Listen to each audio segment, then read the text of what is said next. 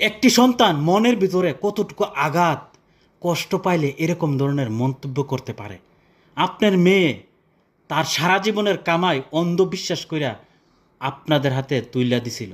সে আপনারা কিনা এই মেয়ের সাথে বিশ্বাসঘাতকতা কইরা অন্য দুই সন্তানের ভবিষ্যৎ গড়ে দিলেন। আর মেয়ের একটা অন্ধকার ভবিষ্যৎ হাতে এরকম একটা বাঙ্গা হারেকেন ধরাই দিয়া বললেন, তোরে আল্লাহ দিব। আল্লাহ দিব পৃথিবীর প্রত্যেকটা মানুষ জানে। আপনি যদি হাত পা গুড়াইয়া ঘরের ভিতরে বসে থাকেন তাহলে কি আল্লাহ কোনোদিন দিব? আপনাকে অবশ্যই কঠোর পরিশ্রম করতে হবে। তার বিনিময়ে আল্লাহ আপনাকে কিছু না কিছু দিব।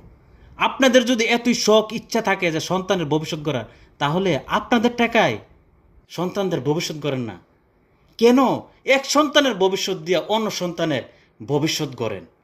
আপনাদেরকে আল্লাহ কিভাবে যে কি করব, আমি দোয়া করি আল্লাহ যেন আপনাদেরকে হেদায়েত দান করে, হেদায়েত দান করে।